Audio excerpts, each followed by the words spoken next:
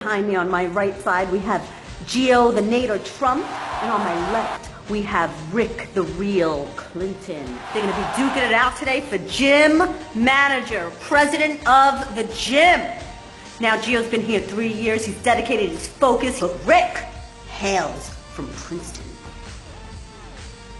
Go! You pointy nose up, housewife. You wet sponge. You handball court forehead. You stinky underwear.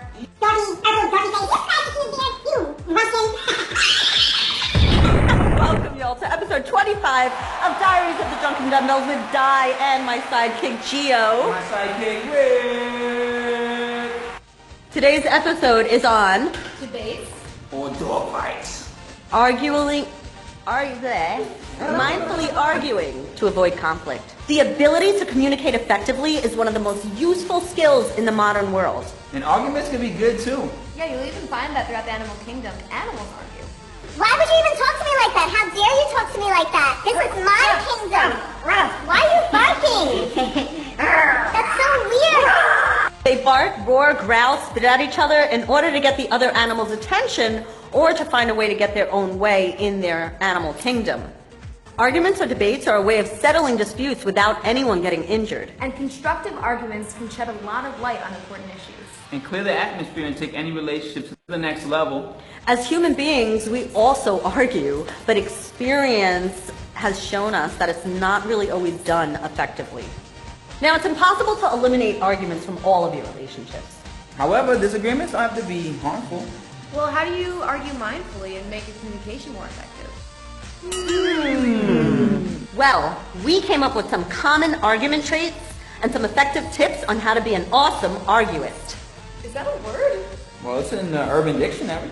One person is always trying to dominate the other, usually by yelling or talking over that person. No! I said You don't know what you're talking about! This approach usually has nothing to do with the topic, and often you start to forget what you're even fighting about. Has more to do with finding out who's boss or winning the fight. Or giving the last word. So instead of shutting the other person down, keep an open mind. Try to ask about the other person's feelings. Number 2, people bring up the past or attack the other person's character or compare them to some other disliked person. You're just like my ex. Focus your full attention on the other person's arguments so you can not only be empathetic to their views, But you can also state your desires with a more positive attitude. for example, if you want your friend to be more supportive, instead of saying, You never listen to me or do the things I want to do. Boo-hoo! Call 911. a more effective way to communicate this would be, Look, I would love for you to participate my passions. Please support and listen to me. Okay. Number 3, people tend to evaluate in the form of a label, criticism, insult, or comparison. This usually causes the other person to be defensive and counterattack. For example, You act like you don't have to do anything around here. that would be an evaluation. Whereas, The last 4 times you said you was going to take the garbage out, but you didn't. would be a fact. I'm sorry. Get rid of subjective statements that are interpretations of the facts, my brother. These are evaluations. Or what I like to call your stories. It's harder to disagree or be offended by facts. And when you're arguing based on facts, it's easier to find a solution. What do you think, Gio? Yes, I agree. Number 4, last but not least, people always need to be right. When you make a mistake, admit it! Admitting when you are wrong can change the way others relate to you, and it can make you a stronger leader, lover, and a friend.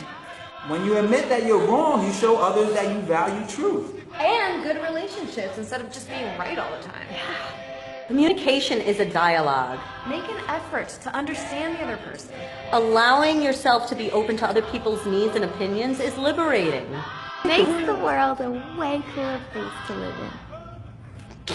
Oh my God. Thanks again, everyone, for tuning in to episode 25 of Diaries of the Drunken Dumbells. I hope you learned something today and you're not going to argue anymore like that. But that was a big skip. Yeah, definitely. I think they just make sure you like on Facebook. No, I don't think so. Make sure you like on Instagram. No. What I want them to do. Wait, no.